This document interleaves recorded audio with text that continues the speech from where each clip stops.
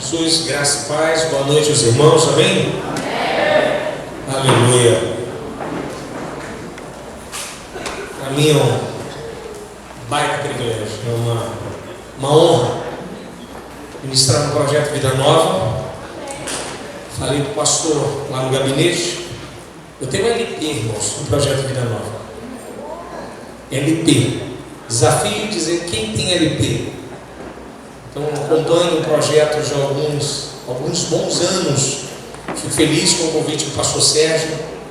Estar aqui, irmãos, nessa noite é uma grande graça de Deus. Isso é misericórdia, isso é graça. Eu quero nessa noite compartilhar com você um texto da palavra que tem falado muito ao meu coração nesse ano de 2016. Abra sua Bíblia na Epístola do Apóstolo Paulo aos Romanos, no capítulo de número 14, versículo de número 17. Romanos 14, verso de número 17.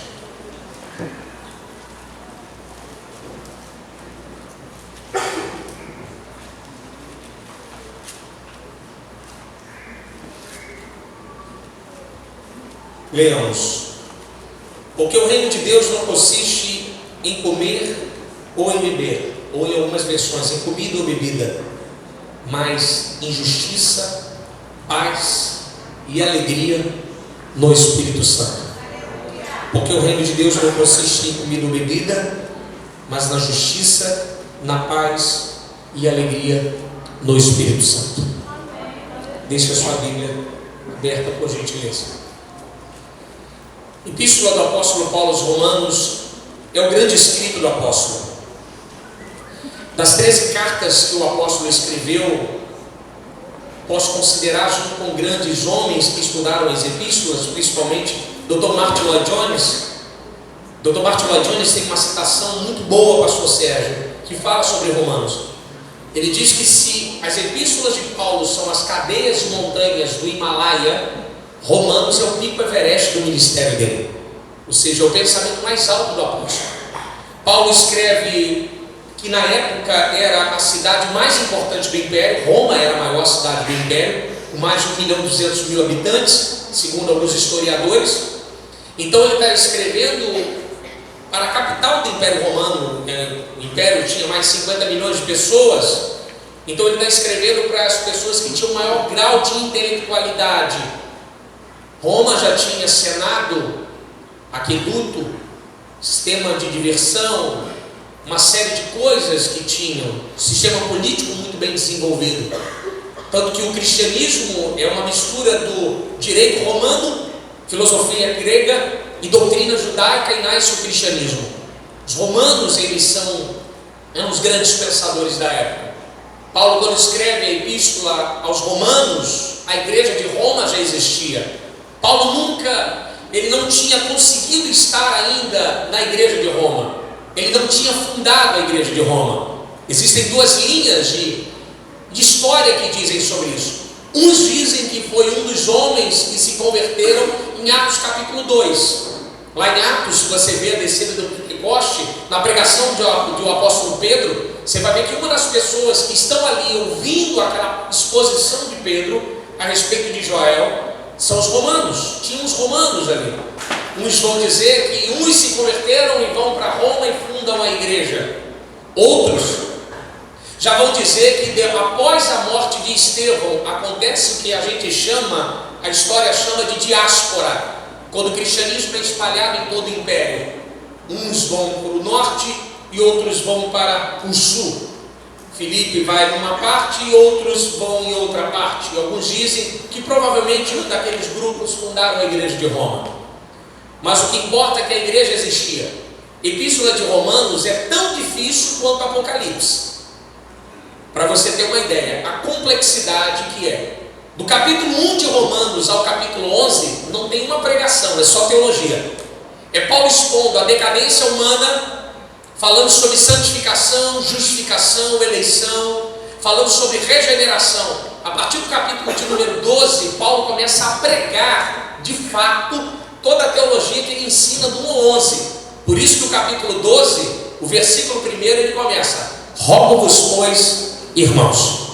Ou seja, depois de tudo isso que eu falei, do 1 ao 11, eu começo a aplicar. Tem um autor chamado, que o pastor gosta bastante, John Stott, um bispo anglicano que infelizmente faleceu no ano de 2011, era bispo da Rainha Elizabeth. John Stott chega a dizer que Romanos é a teologia sistemática, a primeira teologia sistemática da Bíblia. E quando Paulo então introduz a epístola aos Romanos, ele vai falar uma série de assuntos. E um desses eu quero falar com vocês. Eu quero falar sobre esse versículo, sobre o reino de Deus. Nós temos vivido um tempo no nosso país, um tempo de confusão. Nós olhamos para o Senado, para o nosso poder legislativo e a gente se sente inseguro. Nós olhamos para o nosso poder judiciário e a gente se sente inseguro. Nós olhamos para o nosso poder executivo, e a gente se sente inseguro, não representados. A gente não se sente representado por eles. O ano passado a gente criou até aquela hashtag, fulano não me representa. Então a gente de fato não se sente representado. O que é isso? Isso é o governo do homem em estado de confusão. Quando a gente olha a corrupção praticamente de maneira endêmica no nosso país, eu hei de concordar com o filósofo e historiador Leandro Carnal. Carnal diz que não existe governo corrupto e o povo bom. O governo só é corrupto porque o povo é corrupto. O filósofo Leandro Carnal. Mas aí eu abro um parêntese. No meio desse povo corrupto tem um povo santo, que não faz parte do povo corrupto. E esse povo santo, ele faz parte desse reino aqui, porque é o reino de Deus. Nós escolhemos ter como nosso representante Deus. Nós fazemos parte de um reino. A nossa escolha foi servir o rei e não o homem. O que importa é fazer a vontade de Deus e não a vontade do homem. A nossa vida, como a vida do apóstolo Paulo, é embasada no reino de Deus. Um termo teológico na Basileia, que é uma cidade da Suíça. Basileia é reino de Deus. A nossa escolha foi fazer parte desse reino. E como inseridos, cidadãos desse reino, a nossa vida está na mão dele. Então nós escolhemos o Salmo 37:5. Eu entrego o meu caminho ao Senhor, confio nele, e o mais ele tudo fará. Aleluia. Então a nossa escolha é essa.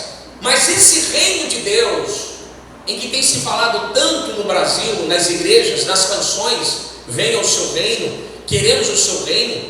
Reino não é república. Reino não é sistema colegiado. Reino é reino, república é república. República, você escolhe um deputado para te representar. O deputado está lá, o senador está lá para fazer a vontade do povo. Reino é diferente. Reino, o súdito não tem voz. Você tem que fazer o que o rei manda. Então no reino de Deus não é a minha nem a sua vontade, é a vontade dele, seja feita assim na terra como é feita lá no céu. Então fazer parte desse reino é abdicar de algo que nós temos. Essa vontade humana que nos domina, que nos controla. Essa vontade que, sabe, nos pega. E às vezes a gente quer fazer só a nossa vontade. Mas quando eu e você escolhemos estar nesse reino, nós estamos dizendo que é para Deus. A minha roupa é o Senhor que escolhe. As minhas companhias é o Senhor que escolhe. Aonde eu ando é o Senhor que escolhe. Com quem eu me relaciono é o Senhor que escolhe. É a porta que o Senhor abre, a porta que o Senhor fecha, é o caminho que eu ando, é o que o Senhor fazer. Seja feita a sua vontade, seja feita a sua vontade, seja feita a sua vontade. Então há um choque. Há um choque. Porque quando esse reino vem sobre nós, ele esmaga o nosso eu. Esse eu tão inflado dentro de nós. Porque se tem uma coisa que Cristo gosta, é de absolutismo nosso. Ou você é todo dele, ou você é todo dele. Não existe um espaço que você possa delegar e dizer assim, não, Senhor, o Senhor eu só faço parte do seu reino no domingo. Não, não. Ele quer que você faça parte do reino dele segunda, terça, quarta, quinta, sexta. sábado, janeiro, fevereiro, março, abril e etc.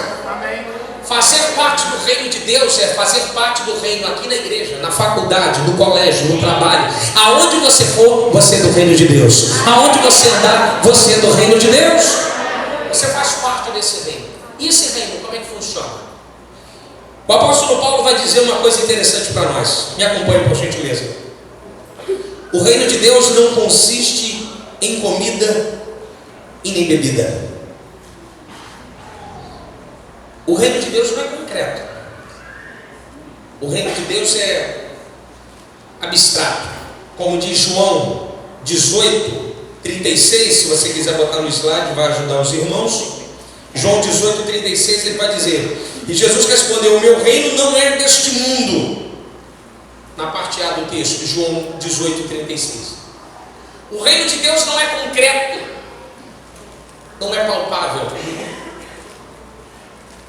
Quando Jesus veio à terra, os judeus acharam que Jesus seria o libertador de Israel. Ele tomaria o poder das mãos dos romanos e colocaria, restabelecendo o trono de Davi novamente sobre a terra. Aí vem Jesus numa máxima: o meu reino não é desse mundo. Quando Paulo vem dizer que o reino de Deus não consiste em comida nem bebida, Cristo está dizendo através do apóstolo Paulo o seguinte: Paulo está escrevendo que Cristo falou com ele por esse evangelho. O meu reino não é um reino concreto, o meu reino é abstrato. O meu reino não consiste em matéria humana, em estrutura humana. Algumas pessoas pensam que o reino de Deus é riqueza, pensam que o reino de Deus é trocar de carro, pensam que o reino de Deus é morar na Barra, pensam que o reino de Deus é ir para o Leblon, pensam que o reino de Deus é passar em primeiro lugar na UFRJ. Isso não é reino de Deus, isso é coisa do homem. Alguns pensam que o reino de Deus é sucesso. Não, o reino de Deus não é sucesso, o reino de Deus é chamado. Deus dá chamado, sucesso é coisa de homem. O reino de Deus não é matéria, o reino de Deus é abstrato, é aquilo que você não pode ver. Quando você olha à sua volta, eu não vejo, não consigo ver o reino de Deus. Mas quando eu olho aqui para dentro, eu vejo pessoas que fazem parte do reino de Deus. Isso é o reino de Deus. Alguns homens tentam explicar com a sua voz que o reino é a materialidade. Alguns até projetam dizendo assim: não, isso aqui é o reino de Deus. Isso não é o reino de Deus. O reino de Deus é muito além daquilo que a gente imagina ou pensa. E nessa coisa da vontade de achar que a matéria é o nosso reino, as pessoas têm se perdido. Porque quando Cristo diz que o reino de Deus não consiste em comida e bebida, não é em coisa que o homem, não é em coisa que possa, como Eugene Peterson diz aí na Bíblia, em preencher o estômago.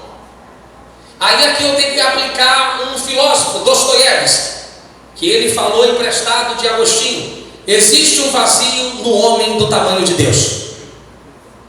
O homem acha que matéria vai preencher ele. Mulher, homem, carro, sexo, drogas, emprego novo, se mudar, morar na Europa, MBA, diploma. Isso não preenche o homem. Matéria não preenche você. Existe um vazio dentro de nós que trocar de namorado não adianta. Existem cristãos há mais de 20 anos na igreja e chegam diante da igreja no momento da ceia e falam assim: mas pastor, eu ainda tenho aquele vazio. Aí o que Kierkegaard vai dizer? Aquele amargo da garganta que eu falei do senhor lá em cima. Existe um amargo dentro do homem que a matéria humana não preenche. Só Deus pode preencher. Só Deus pode preencher. E esse reino invisível é o que nos preenche. E as pessoas acham que coisas os preenchem. E o que tem acontecido? A gente tem colocado pessoas à nossa frente e tem tentado se espelhar no homem, dizendo assim: mas fulano é feliz porque ele tem um iPhone 6, tem um New Civic, anda com um sapato de marca. Aí ele não pode ter. Aí ele se endivida, paga lá a Casa Bahia, quantas prestações? 48. Aí põe um celular. A casa dele não tem nem reboco, mas ele tem um celular de 3 pau. Com o celular. Olha como é que Deus está falando, tá vendo? Aí como que eles marcam? Aí ele projeta a vida do outro dele, dizendo assim: poxa, ele está assim, ele é feliz. Aí ele vai ver que a coisa não preencheu ele. Filho, a única coisa que pode preencher a sua vida é o reino de Deus. Porque quando o homem de Deus está no reino, se tem de marca ou não, ele não importa. Porque ele tem Deus acima de qualquer coisa na vida dele. Ele se importa. É o que Davi vai reconhecer. Não tenho outro bem além de ti. Davi olha para o seu reino e diz assim: poxa, eu troco tudo isso aqui pelo Senhor. O Senhor é o meu pastor e eu não preciso de mais nada. Na tradução exata do hebraico, eu não preciso de mais nada. Por quê? Quem tem Deus precisa de quê? Quem tem Deus tem tudo. Quem tem o Criador dentro dele tem todas as coisas sobre a sua vida.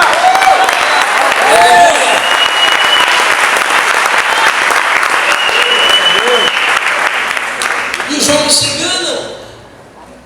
E os nossos homens, os nossos governantes se enganam. Inventam drogas achando que podem se preencher. Inventando métodos para se preencher e não preenchem.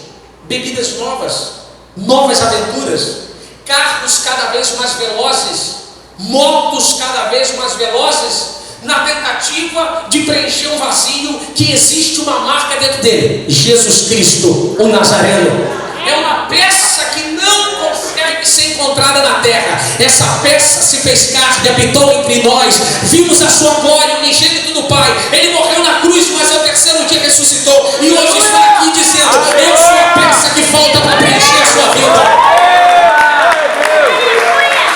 Aleluia. Mas Paulo vai dizer que um dos pilares do reino é a justiça. Olha na sua Bíblia, justiça, ó. Nem comer e beber, mas consiste na justiça. Justiça é uma das obras-primas do Evangelho. É o primeiro pilar do projeto da salvação. A pessoa se converte, ela levanta a mão e aceita Jesus, e a primeira coisa que ela vai ter de encontro é o juiz, perdoando ela e mostrando para ela que ela está justificada pelo sangue do Cordeiro. Qual é o nosso problema como ser humano? Nosso problema é que a gente cuspiu na cara de Deus, desculpe o termo, no Éden. A gente bateu no peito e falou assim: não, eu sou capaz de viver sem Deus. Olha o problema que inventamos: PT, engarrafamento, bala perdida e Flamengo. Olha muito problema. Muito problema. Só para quebrar o gelo. Só para quebrar o gelo. Só para quebrar o gelo. Então, nós inventamos muitos problemas. Nós nos distanciamos de Deus e achamos que viver longe de Deus a gente é alguma coisa. Mas a lógica vimos que não deu. Temos doença, temos problemas terríveis na sociedade que a gente não consegue resolver. Nós estávamos com um baita problema. Deus queria pegar a gente, como diz uma linguagem da minha época antiga, do ensino médio ou do ensino fundamental, lá da quinta série, terceira série. Deus queria pegar a gente depois do recreio. Ó, espera lá fora. A gente estava com uma baita dívida, um baita problema. Cristo, ele morre da cruz não é para pagar o diabo. Cristo morreu na cruz para pagar Deus. Porque a nossa dívida nunca foi contra o diabo, a nossa dívida sempre foi contra Deus.